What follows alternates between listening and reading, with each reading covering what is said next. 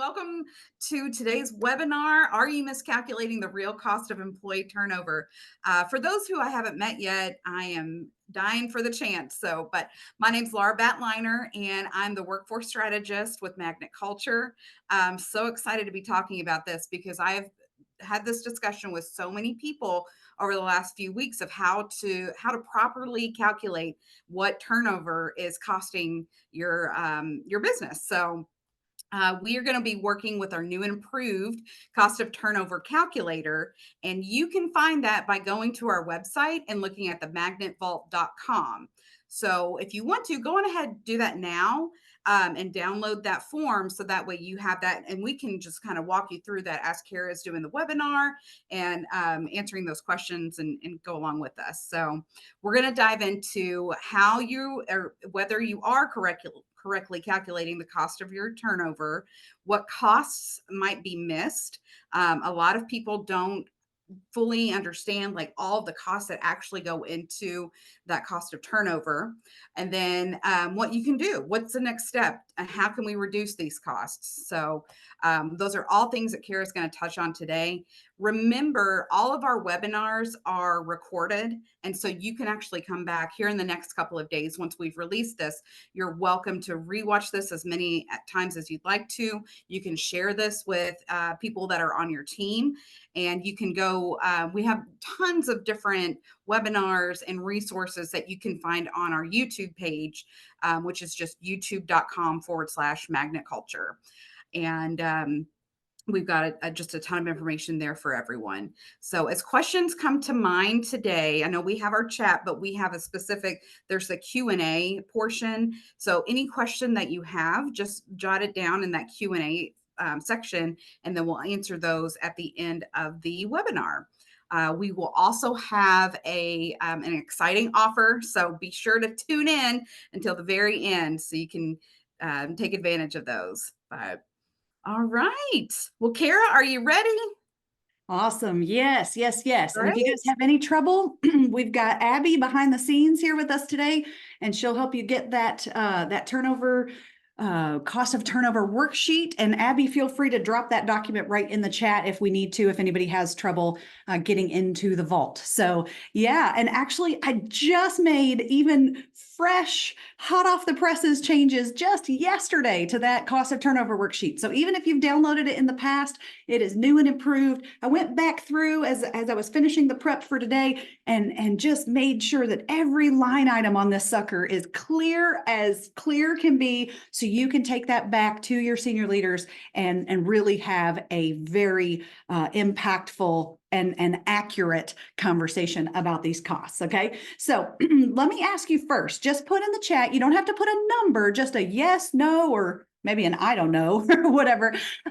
Put in the chat, do you know what it costs when a person leaves your organization? Do you already know? Do you say yes, maybe a ballpark? Do you really not know? I mean, we kind of look up research numbers. Some people say, oh, it's 2 times their salary, or it's, $8,000, or wherever you're getting your research. Have you actually either researched and you think you know and you figured it out, or have you gone into your own system to say, okay, well, this is a cost, this is a cost, this is a cost, right? Because I'm just curious here, and we got all the answers, right? We've got yes, we've got ballparks, we've got no's, we've got I don't know, I'm not sure. So okay, excellent. Well, I'm hoping that as we walk line by line today, that we're going to get there. Okay, and so I continue to be amazed after doing retention work for more than 10 years now. I continue to be amazed at how many HR leaders and even senior executives that don't know how much turnover is really costing them. They know it's disrupting the business. They know that they're just not making the profits that they should be, or at least hitting their budget numbers are just not where they want to be financially, but they can't pinpoint exactly where those costs are going. So today we are going to talk through a ton of costs, mostly quantitative, that you can actually line item out and absolutely go find those numbers or calculate those numbers. And then some that are less simple, not as easy to maybe quantify, but they're still impacting the business, and it still needs to be a part of the conversation with your senior leaders and your HR team to make sure that we are putting the right money in the right places and trying to reduce cost as much as we can. Okay. So the greatest problem that we have moving forward is if we don't get our budgets back to a reasonable, sustainable plan, you all, we may not be in business for very much longer because the money to pay the bills and to pay payroll just won't be there. We know that that money is just disappearing and kind of shrinking out of our budgets. And I will tell you right now, I've had very candid conversations with some folks who either their business and even the entire industry that they operate in is really suffering as far as the business model just doesn't work any longer with all these additional costs of turnover. So, this question's more rhetorical for you. You don't have to answer in the chat.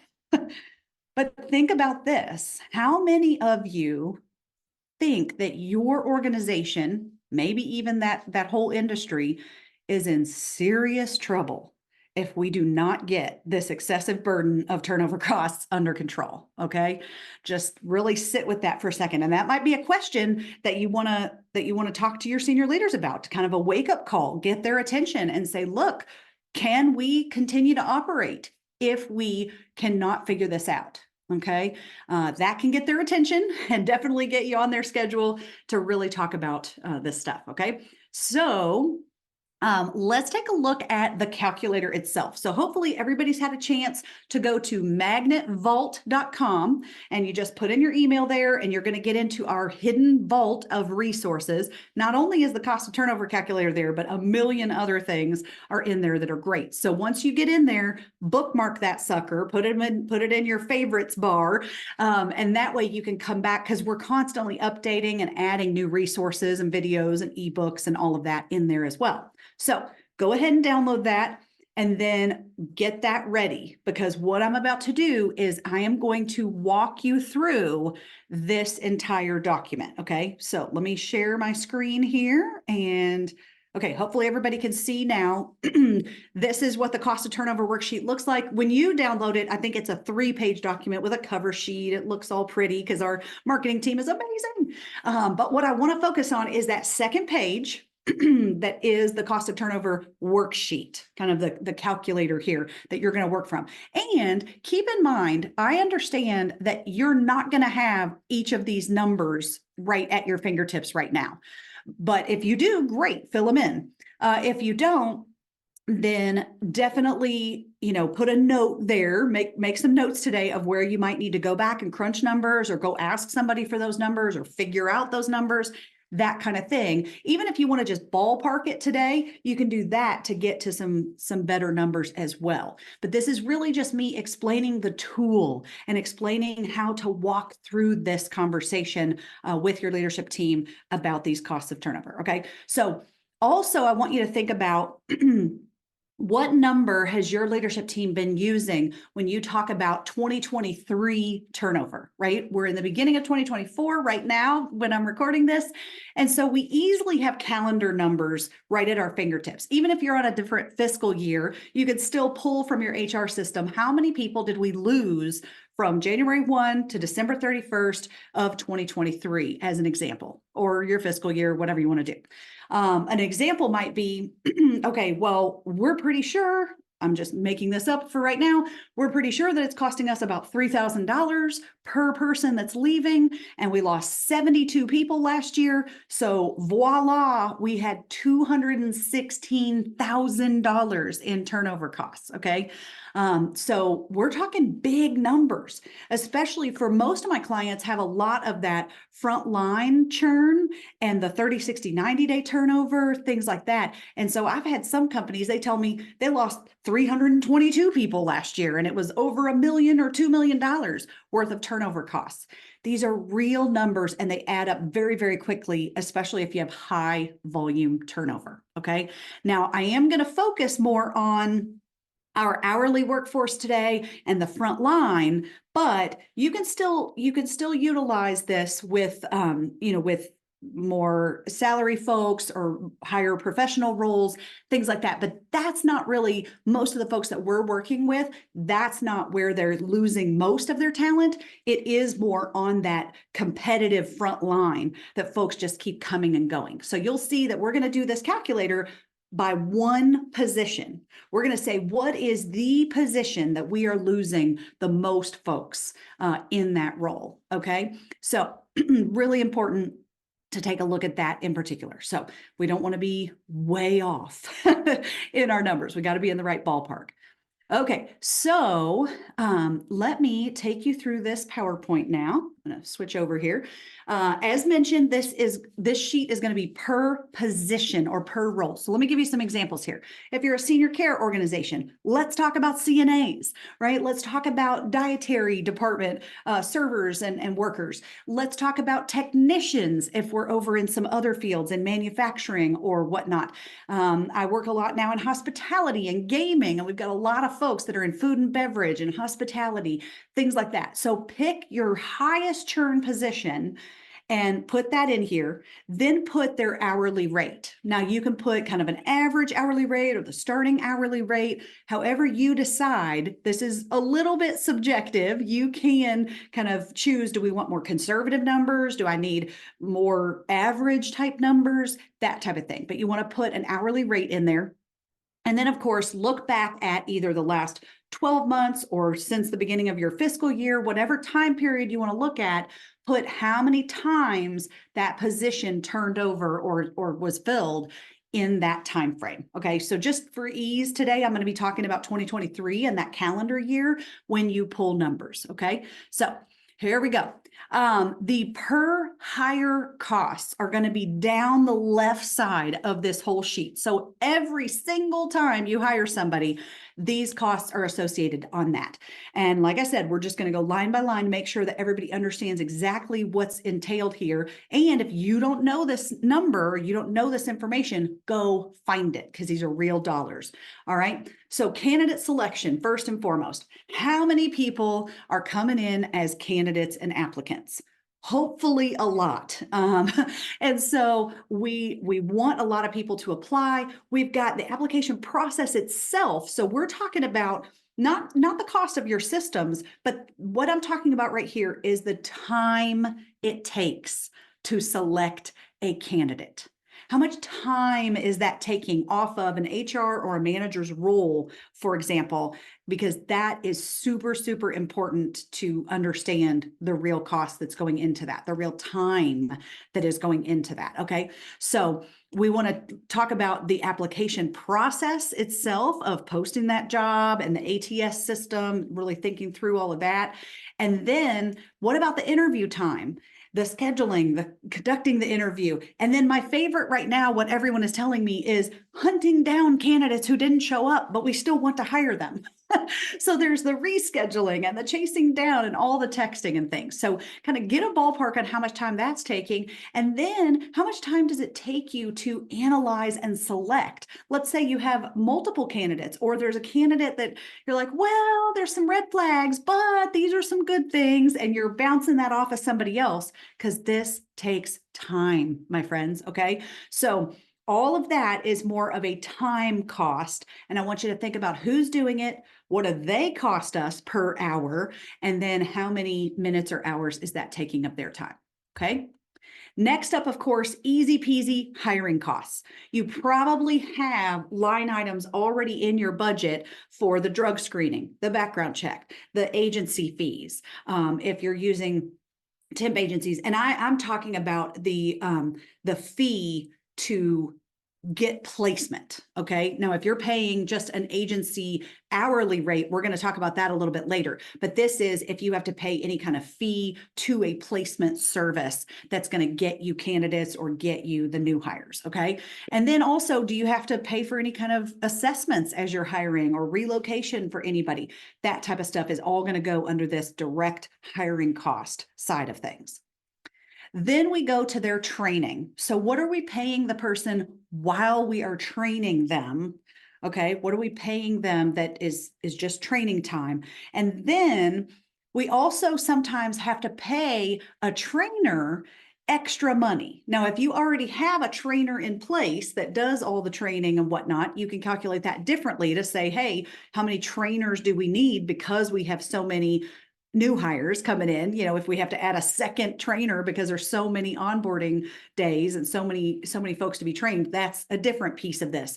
But for here, a lot of my clients tell me that they'll pay their staff $1 more an hour, for example, to be a trainer and to have someone working with them or shadowing them, that type of thing. So this is just that premium pay. If you pay that extra $1 an hour to some of your staff, or however much, $2 an hour, whatever that is, if you pay that piece, that is going to go into this cost of turnover because you're paying those folks extra, more and more of your staff, because there's so many new hires coming in. Okay. So there's the wages while training. Then we've also got to pay the support staff, whether that's HR or office managers. You got to pay somebody to do all the paperwork. Okay. Now, hopefully we have streamlined that. Hopefully now it's not paperwork, but it's digital. And think about all of the places that we have to put these people in when they're hired and take them out when they're let go. Okay.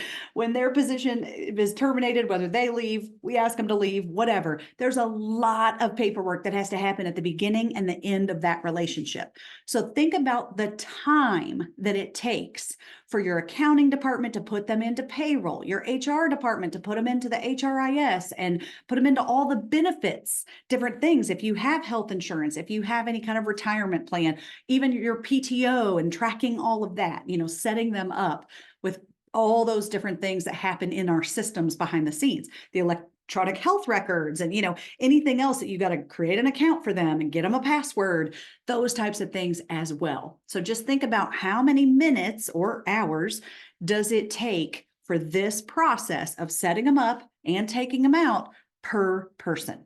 Okay. Important to calculate that as well. Because a lot of times you're needing more people if you've got, maybe one person used to do all that, but now we have so much churn that we had to hire another person to do all that paperwork. That is excessive turnover cost. Okay. So let's go on next to productivity.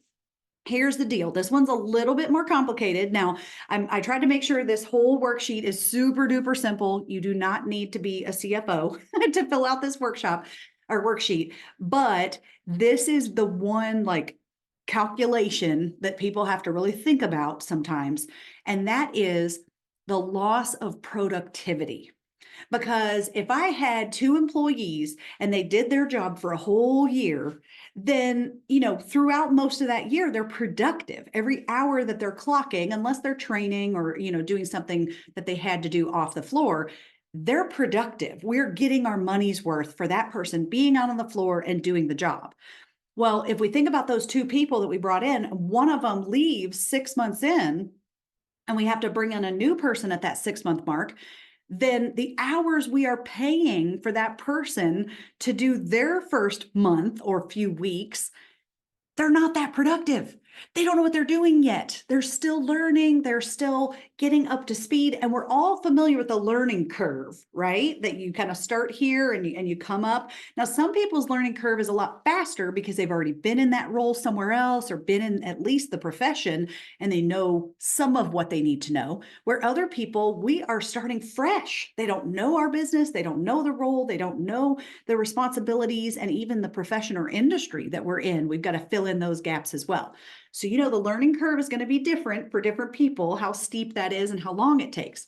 So what I like to have people do, you're welcome to get fancier with this calculation, but I pretty much say, how long does it take for somebody to get up to speed?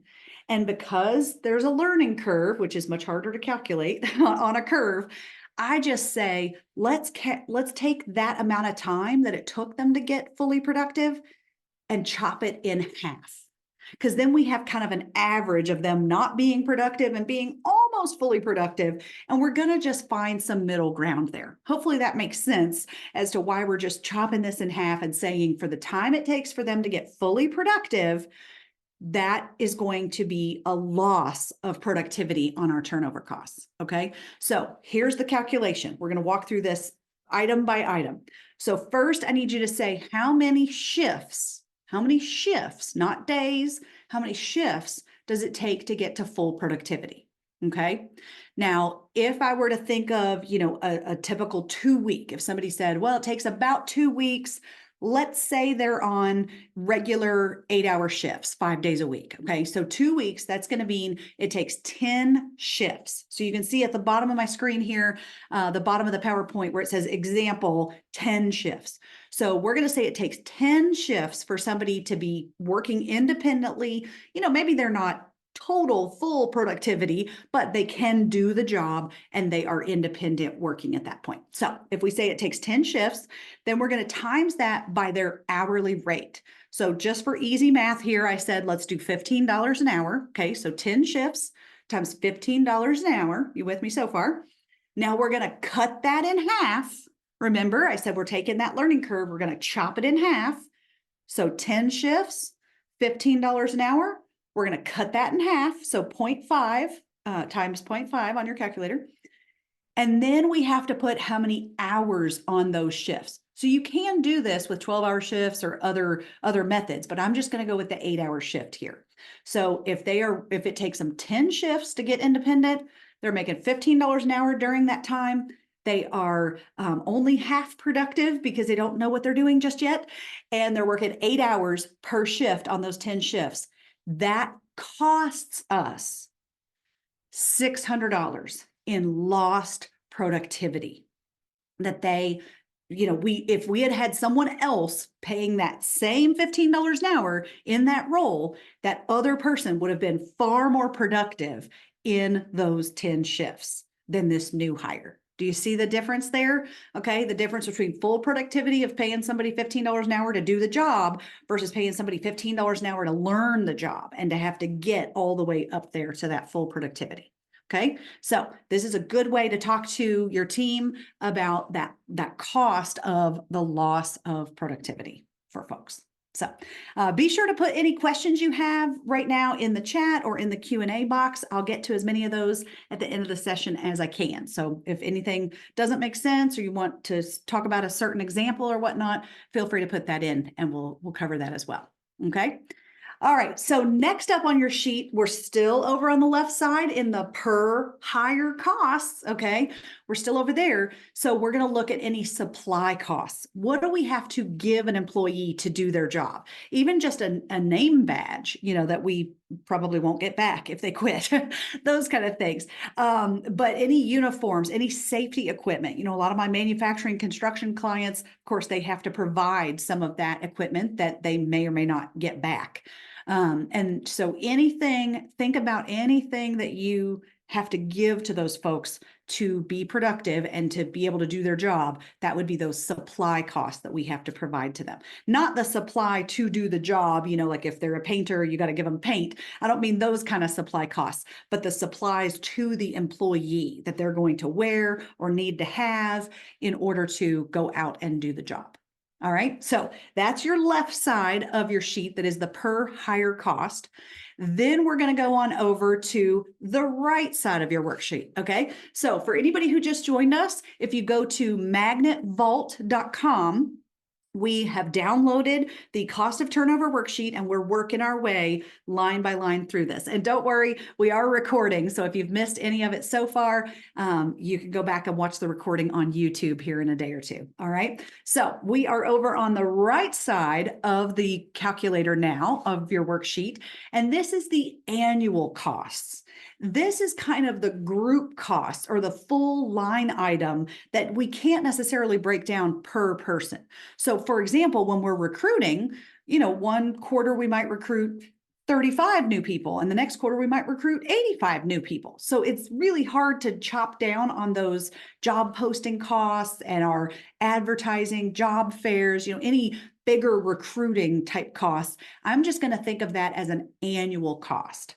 So you definitely want to go and look at that recruiting cost and has it changed any from previous years? Okay, what we're really looking for here is what is the change? Back in the day when you could get and keep people easier, you were spending X number of dollars on the recruiting costs. But today, oh my goodness, we are constantly looking for new people, and now we're having to pay for the ads to get our job offer up higher, our job posting up higher, different things like that. So look at any of these recruiting costs that have had to increase over time. And these should already be on your budget. Most of the organizations already have that line item for the recruiting costs. Okay. So pull that number and what you think is maybe excessive or new because you have more turnover.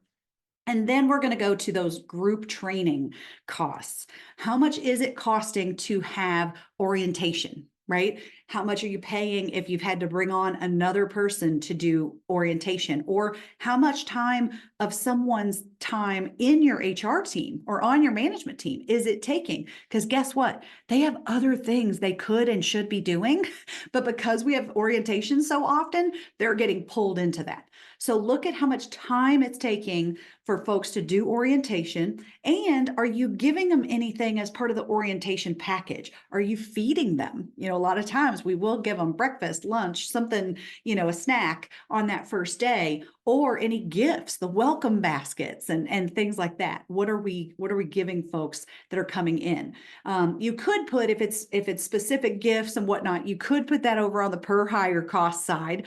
Or if you just buy a bundle of 100 umbrellas in your kind of onboarding line item in your budget, then put it over here in the annual cost. Okay. I'm just trying to make sure that it doesn't matter to me where you put them. You can move some things around. You can make this calculator your own and use it how you want to use it, but you got to put it somewhere. Just don't miss anything. So that's why we're trying to go line by line by line to make sure you're not missing any of these costs. Okay.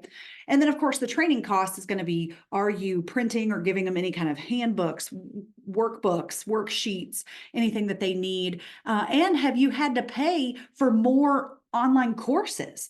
Some of those online courses you just pay per year, but some of them you have to pay per seat of how many people you're training. So if you've got more new hires than ever before, you're paying a higher cost for these online learning platforms because you've got such high volume coming in. Okay. So look at those group training costs. And then here's the big one, my friends. This is where we find a ton of dollars that are absolutely excessive and can hopefully be reduced over time with the right efforts. Okay. So, overtime premiums is what we want to look at here. And there's two different kinds that we often see. One is the overtime premium because we're short-staffed. And this is because we have to pay someone else to fill the time. I mean, you all know this, but I'm just laying it out as clear as day, because sometimes companies will say to me, oh yeah, well, it costs us, and they'll tell me $2,000 to replace a person. Well, if it's that low, if you're coming up with a number like 2,000, I think you're missing a lot of costs. Okay. And some of the ones we've already talked about, but this might be the big one that is missing, because they'll say, oh, it only costs us $2,000 to replace a person. But then I find out they spent $400,000 last year on using an agency to fill shifts that they shouldn't have had to fill. They should have been able to pay those people $15 or $16 an hour for that role. And instead they were paying $18, $20, or maybe even $24 an hour or more, if they had to pay time and a half because they had people on overtime or they were using agency, different things like that. Okay. So let me give you an example of this. We only want to count the premium here. You don't count all the dollars that were spent with the agency. You don't count all the dollars that were spent on overtime pay. You only count the dollars that are the overtime pay premium or the agency premium, because we were going to pay those dollars anyway. So here's an example. If you were going to pay somebody $16 an hour for that job, full productivity, they know how to work by themselves, $16 an hour, then you had to put them on time and a half because they went overtime. You got to go to time and a half. Somebody didn't show, and your only option is to go to overtime with this person, which means, if I did my math right, you're paying them $24 an hour for that. Okay. And only because you're short staffed, only because somebody called off and didn't come. So that means that $8 an hour premium, not the 16, we're not counting that, the $8 an hour premium between that 16 and that 24 That is the difference that we need to be calculating here. Okay. That should be counted in your turnover calculations for last year to make sure that we say, look, if we can get the agency use and the overtime under control, then we can make a big difference here. And I'll tell you, that's why a lot of my clients, they have in the last few years, they have really put focused, targeted efforts on any of their locations that are running pretty heavy on overtime or agency use. Some of my groups, they've even been able to eliminate that by just laser focus in. As soon as a building or location has to go to agency or overtime, they go, nope, not in our house. And then they go and figure out what's happening or hire extra people or whatever they've got to do to make sure that doesn't happen, because they know, they have figured out, holy moly, this premium is just dollars walking out the door because we don't have enough people to fill these shifts. Okay. So a lot of groups and senior leadership teams, once they crunch this number and figure out how costly it is, they put people on it. They will create a special team. One of my friends down in Texas that's in senior care, they have created an agency team that goes in and figures out what's going on and how to get that that out of the building, those costs eliminated, because they can't afford it and they know that. Okay, so we got to take that really, really seriously as well. All right, so what do we do next? Is we are going to put all of these numbers together. So in the bottom right-hand corner of your sheet, you're going to see this little purple box that says total cost calculations.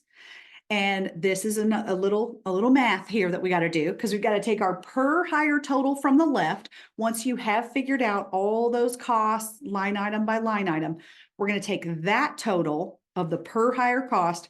We're going to put that in the top box here. Then, of course, we're going to look at how many people did we hire in that role. Remember, position specific. How many people did we hire as a CNA or as a technician, whatever that position is? How many people? And you can do, I like to do this on an annual basis. It's a little easier, but you can pick your time frame here. How many people? So we're going to times the per hire cost times the number of people we hired in that role, get the equals on that.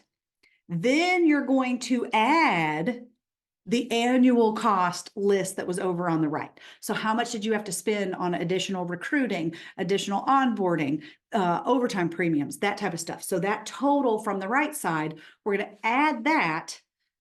And that, my friends, will get you your 1 year total cost of turnover.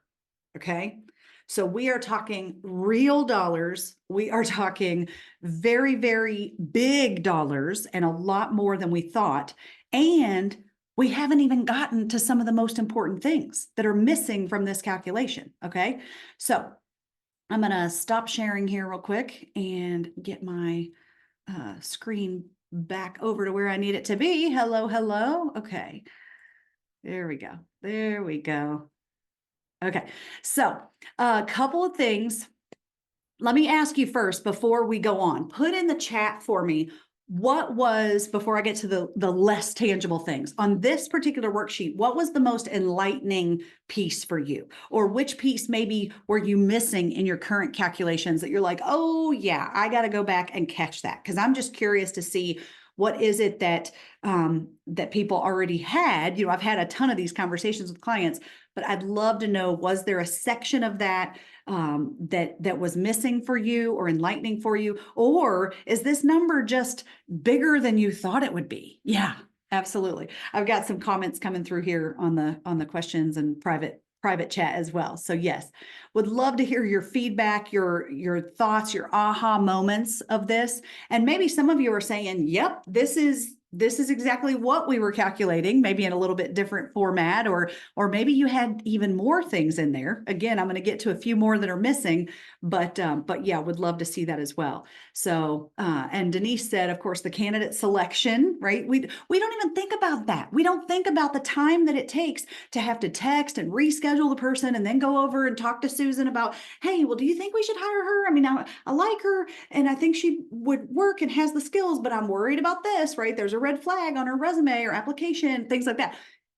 All of those conversations cost us money. Okay, they all cost us time and money to do that. So sometimes those costs absolutely get lost in these conversations and these calculations. So okie dokie. Now, don't forget to download this worksheet, print it out if you want to, but you want to take this to your next leadership conversation to really talk about what is actually going on there. Okay. So let's talk about some of the forgotten expenses as well. And one is the relationships. Okay.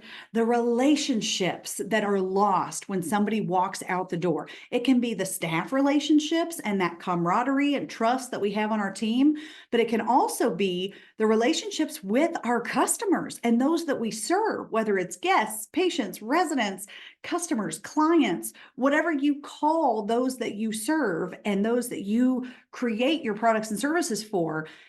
Those relationships are valuable. Okay. So that can be one area that absolutely can hit us is if we have somebody leave that has those important relationships, that could cause lost clients, lost customers, and lots of kind of domino effect from that as well. So that's one piece. And that especially impacts salespeople. If we lose salespeople, if we lose other customer service type folks, anybody that is front facing with those that you serve and they see the people on a regular basis or talk to them on a regular basis, if that relationship is broken, that could have been why that customer kept coming back or stayed with you. Okay. So the relationship is a big piece of some folks' puzzle here with that cost of turnover. Now, another one is the quality of our work. Has the quality of what we provide decreased? Has your current response time for customers decreased? You know, whether you're providing healthcare or you're providing a product off of your manufacturing line, has your quality decreased because you're rushing, because you're short staffed, because, well, you know, I'm busy and we've got so much going on and now I'm training somebody else and trying to do my job. All of those things sometimes impact the quality of what we deliver. Okay. So if you are having a quality issue, you might also be having a rework problem because staff didn't do it right the first time. So if you are in an organization that has to do rework, or you have client complaints, or even refunds of different things that you've provided, okay, any of that is going to cost us money because we've got newbies on the line, right? If we've got a ton of people that are newer and don't know the nuances of the job and are really great at it yet, then we might have to redo some of their work or even handle some problems and complaints that could come in. Okay. So there's that piece of the quality of actually paying for the rework or the fix. But then there's also, hello, if your quality drops, that's going to hit the streets. That reputation is going to hit the streets, and people will then possibly start putting out bad reviews about you or telling their friends and family. And that will then impact your ability to recruit new customers and new staff. Okay. We have to be really, really careful about this quality decline in quality because of turnover, that can then have kind of a lasting impact on us and our finances moving forward. Okay. A little harder to calculate and quantify, but it is there. And you can talk to your marketing team or your CFO and try to put some numbers around that. Another one is the capacity to deliver. I can't tell you how many people told me in the last year or two, we had to turn away potential customers, people who wanted to buy from us. We had to turn them away because we couldn't take on more work, right? Whether you're in a healthcare setting and you can't take in any more residents or patients, or you are manufacturing or construction and you have to say, I'm sorry, we can't take the job. We can't take that order because we're not going to be able to deliver it. We just don't have the staff to put that out, okay, to deliver high quality products and services. So that is huge. If you run out of capacity, that is a serious dollar amount of revenue that you are losing that is walking out the door because you don't have the staff to cover it, okay? So think about this as well. What about your salespeople? If you have salespeople on commission and then the general manager, administrator, somebody has to say, stop selling. We don't have any more capacity. Stop selling. How do you think that salesperson's going to feel? They're not going to get the commissions. They're not going to hit their numbers and they're going to quit, which then takes the relationships with them. And we go into this spiral and domino effect of this becoming a bigger issue. Okay. So we want to make sure that we can keep our capacity up and open and ready for new business as well. Okay.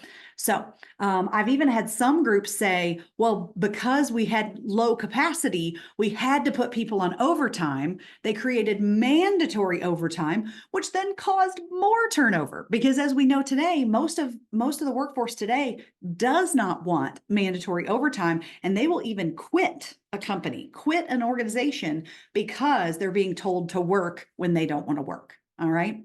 So we've got the quality, the capacity, the relationships. Also, we know that overburdening our staff is huge. And unfortunately, when you have turnover and you overburden the staff, that causes what we call the death spiral of turnover. Okay. Because you lose people, it puts more burden on the people who have stayed. They then burn out and can't keep it all running when the revolving door just keeps churning and they're continuously working overtime and continuously training and working extra shifts. When this spiral just keeps happening, this revolving door, and we get ourselves into a position where those dedicated people burn out, they quit, and we get into that death spiral of turnover. Okay.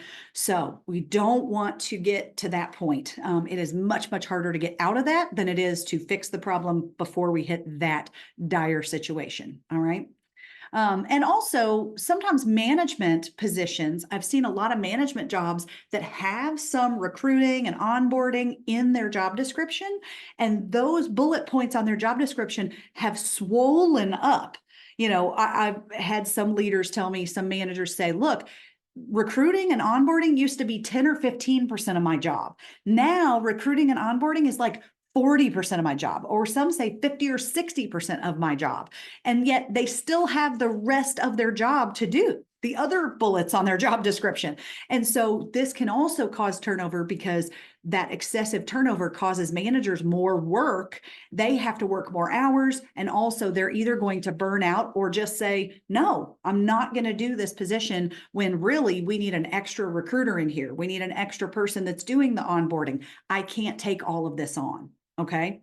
So all of those issues, quality, capacity, staff, the management swell, the job description swell, all of that really comes back to one issue: because we were short-staffed, right? Because we were short-staffed, we had a capacity issue. We had a quality issue. We overburdened the rest of the people, all of those things. So that is why we have to consider these things in our cost of turnover calculator, because if we're short-staffed, that's the reason that we're having some of these quality defects and quality issues and things like that, or deficiencies in our surveys and whatnot. Okay. So we really have to look at those numbers, see how they've changed over the last 5 or even 10 years, and pinpoint that some of that truly does come back to our turnover.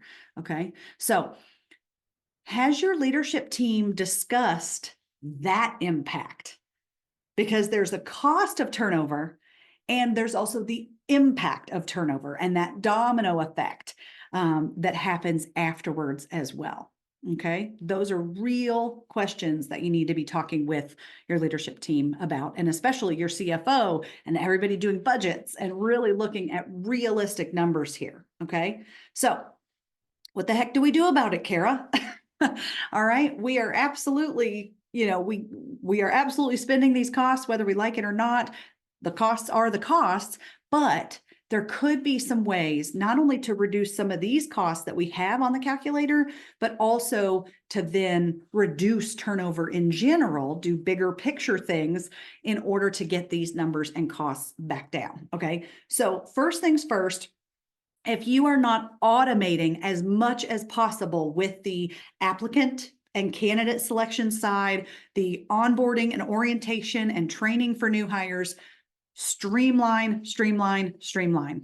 Okay. You've got to automate that stuff. We are no longer in an age where we can be manually inputting things into systems.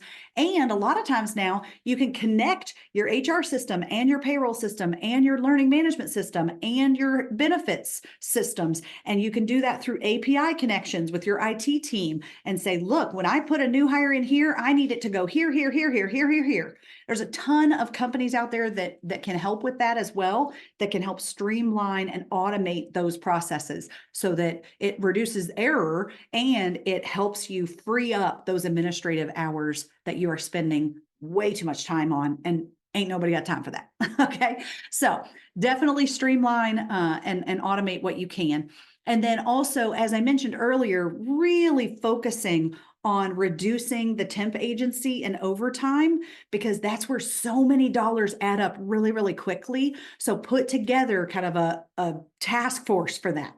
When we start running overtime, when we start running agency, when we hit certain numbers, maybe you put in your budget that we allow X number of overtime hours a year. But if we're starting to go over that, we have got to fix it. We've got to put somebody on that and make sure there's an owner, not just generic like HR, fix this, right? No. You got to have an owner who has time and can give attention to that issue and get it resolved, get to the bottom of it, figure out what is actually going on.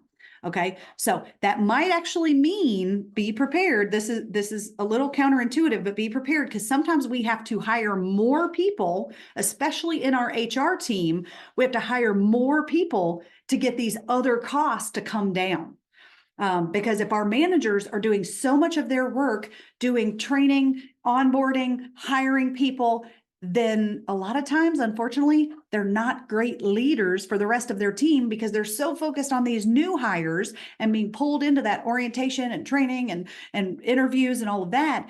And so because they're being pulled that direction, they're not managing the current team. And then guess who quits? These people who feel like they have no communication with their manager, they're not getting any mentoring, they've got no time for me, that type of thing. And that can cause a problem. So a lot of companies, I've encouraged them and they have done it even. I've seen it successfully done where they're hiring a stronger HR team, additional people, whether that's a retention specialist, whether that is another recruiter, whether that is an onboarding owner, someone who does all of that onboarding, those types of things. If your HR team is not what it needs to be, if it's not robust enough to handle all of this churn, then you're just causing more churn because the managers don't have time for that.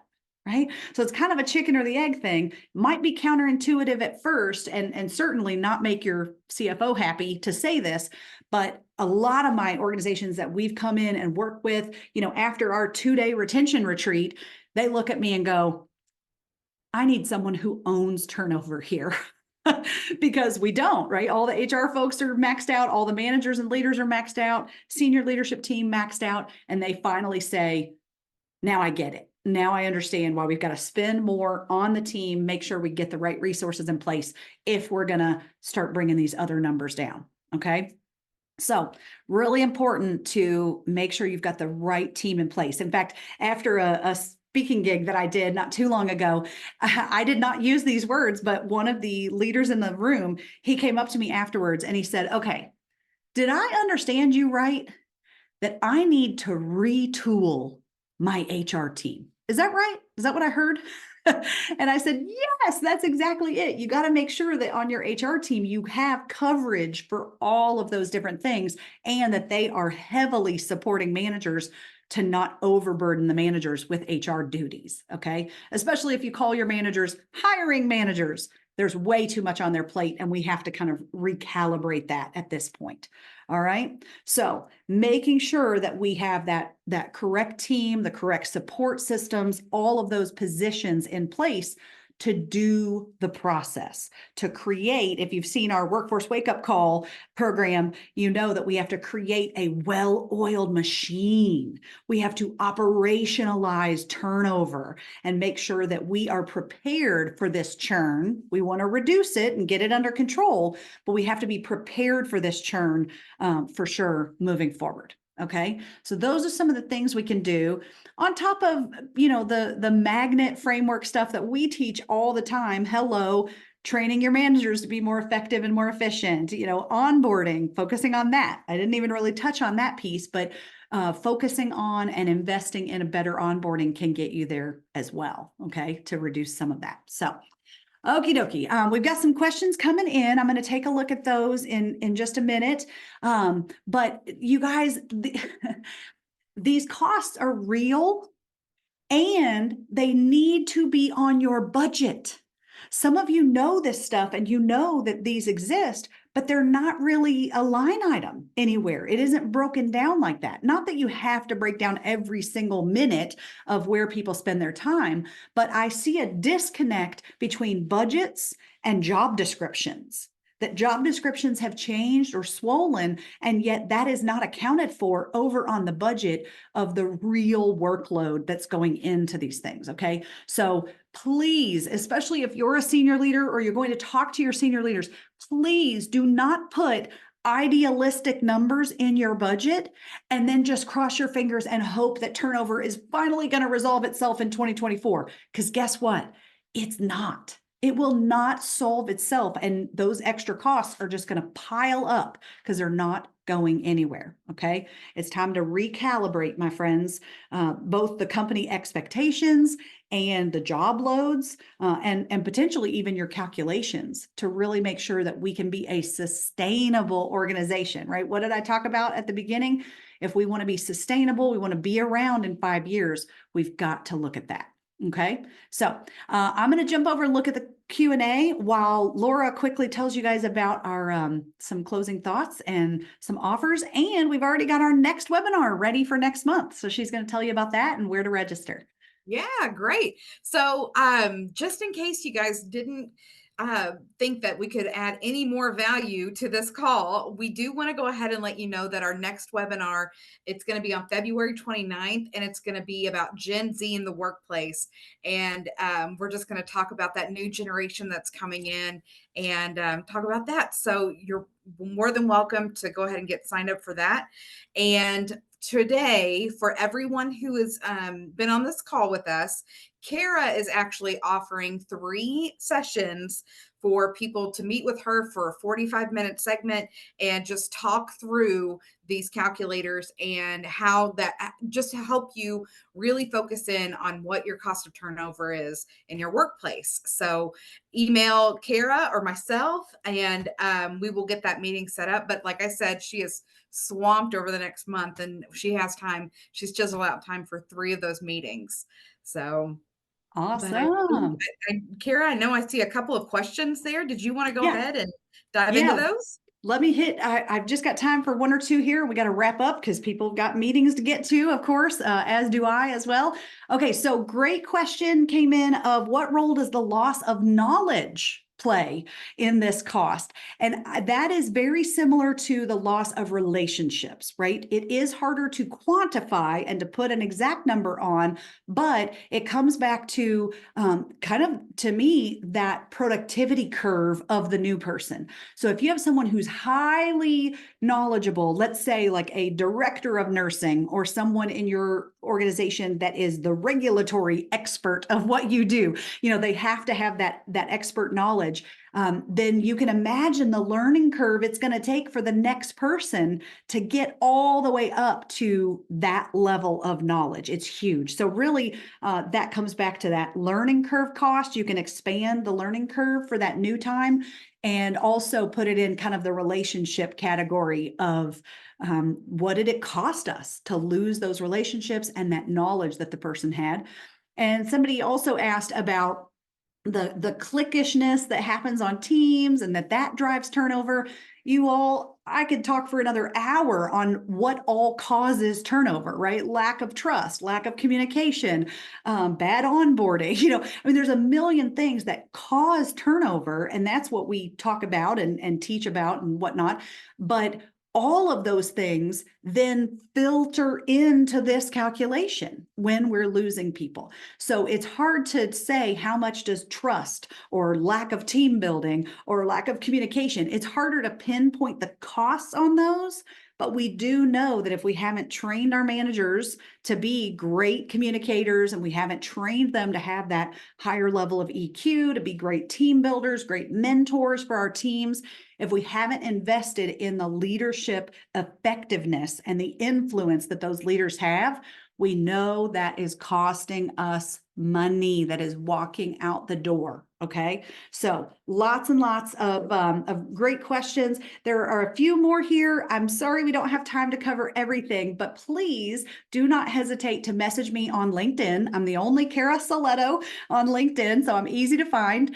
Just shoot me a message on LinkedIn. I'll get back with the answer to you as quickly as I can while I'm on the road, bouncing around from speaking gig to training gig to speaking gig to training gig, and coming to see some of you all in your towns and work with your leaders. So really excited to have everybody.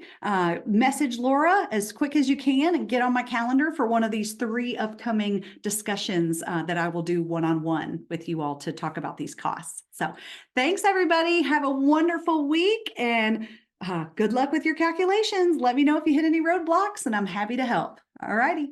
Bye.